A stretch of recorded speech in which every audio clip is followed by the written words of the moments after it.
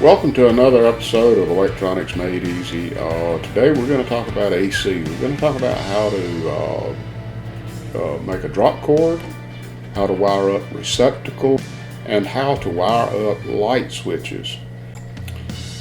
We're going to start with, where does AC power come from? Well, it comes from a power plant, most likely. There are several kinds. There are coal-fired, there are oil-fired, there are hydroelectric plants, there are nuclear plants. There are all kinds of ways to make the electricity. We will go into that in another episode, but it leaves the power plant, then it goes through a set of transformers and the voltage is boosted. Then it goes through the high power lines, and it goes through the electric lines, and it ends up going to a transformer near your house. And then it is stepped back down to a lower voltage, and then it goes into your breaker box at home. Most homes have a 200 amp breaker panel coming in from the outside, and it is then subdivided into smaller breakers. Most of them you will see are in the 20 amp range. There are 110 volt, 120 volt breakers, and there are 220 volt and 240 volt breakers.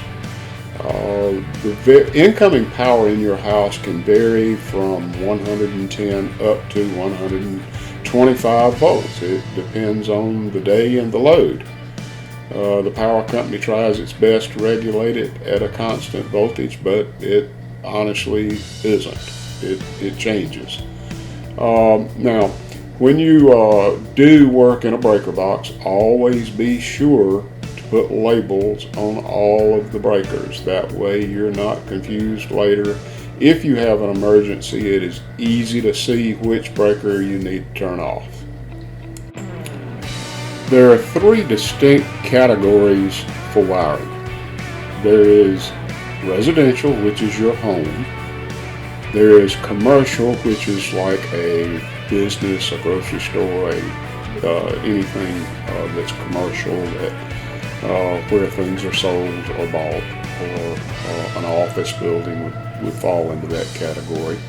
And then there is industrial, and all of these are controlled by a government agency called the NFPA, which is the National Fire Protection Agency.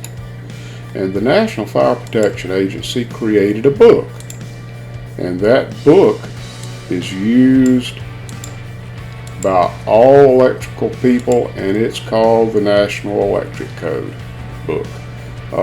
It is a large book. It has thousands of rules in it, and you have to go by all of those rules. You must follow those rules in order to do any kind of electrical work. It's just the way it is. Okay, let's talk very briefly about the breaker box. The breaker box brings power from the power company. It goes through their meter, usually on the outside of your home, and then large wires go from the meter base to the top of the breaker box, and there is a main breaker at the top of the box which is rated at the current of your box. And then bus bars are a bus bar is a metal bar that carries the current to the different breakers. Once you've put the breakers in, you bring the wire out. The hot wire comes out of the breaker. So the black wire comes out of the breaker. Then you have a white wire and a ground, and they go to what is called a ground bar.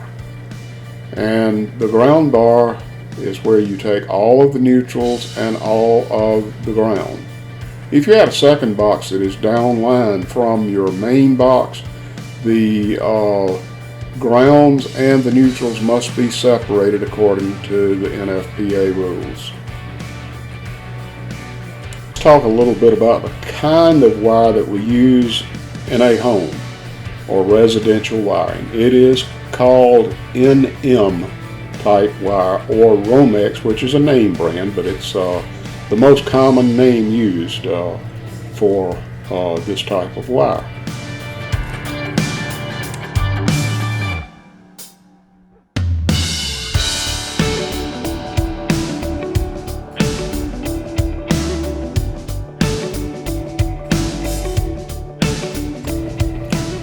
Before we get into the actual wiring of things, there are a couple of things that we need to understand about, especially residential wiring and when we wire electrical plugs and switches and those kind of things. Everything is wired in parallel in a home.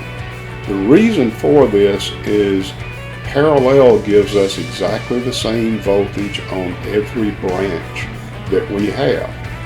If you put anything in series, it's going to drop voltage every time it goes through something.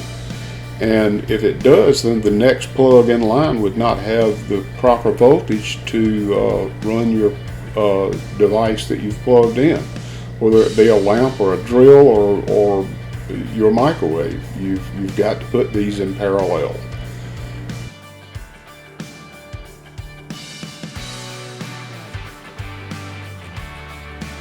In parallel, voltage is the same on every branch and current can vary on every branch.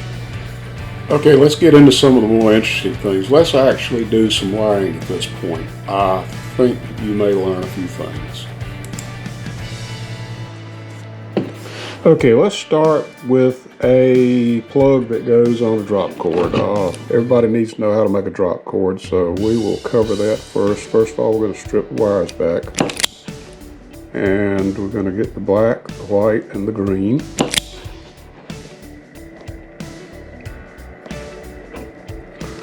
Now we've got those. Now let's open up the male plug.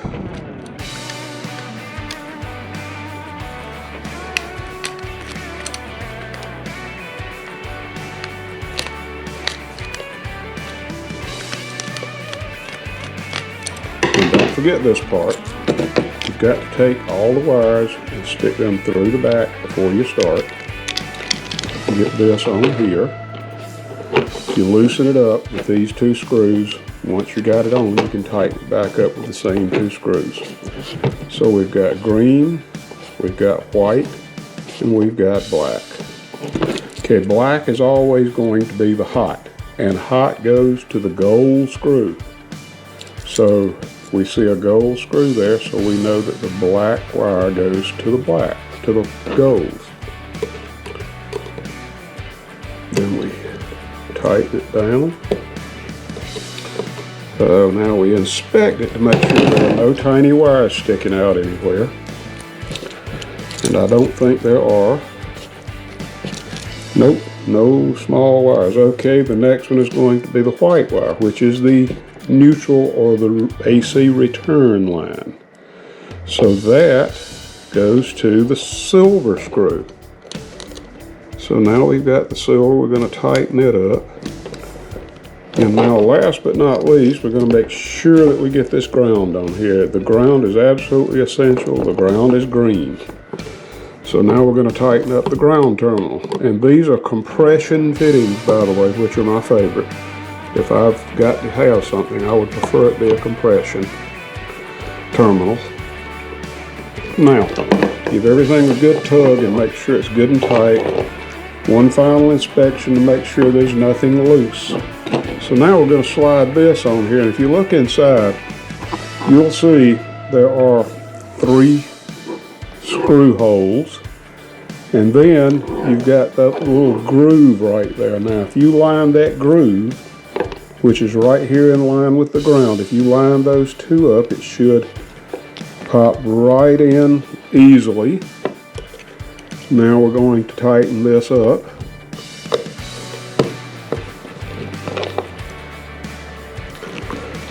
This is a 110 volt 120 with a 15 amp capacity. That is what this plug is rated at, so you should not run more than 15 amps through it.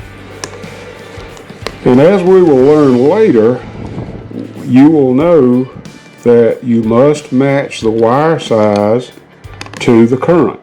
And in this case, we are using a 16-3 rubber cord, which means it has 3 number 16 wires in it, which is capable of carrying the 15 amps. Now we give it a good tug, and there you have it, a complete plug.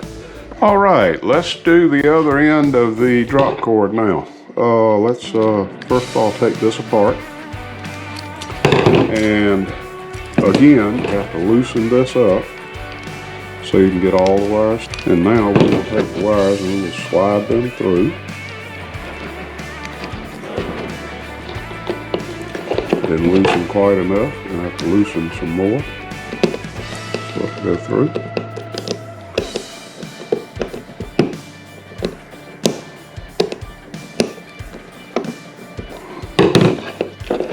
Okay, so it's on there. Now we're going to cut these back considerably in length, because we don't need a lot of length inside. So we're going to cut all 3 wires. All right, now we're going to strip all 3 wires.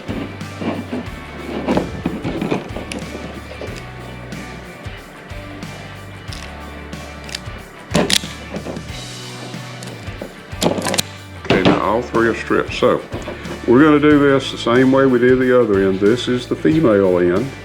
This is the male end we've already put on. This is the female end. And the same scenario applies here. The black wire will go to the gold screw, and the white wire goes to the silver screw.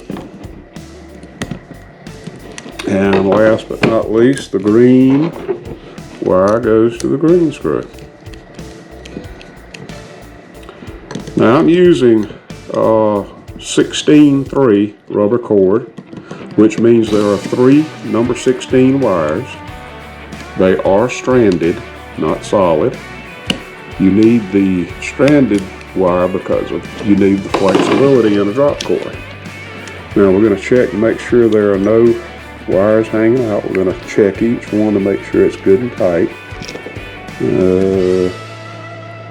I think everything looks okay, so we're going to put the cover on, and it's the same scenario that we had before.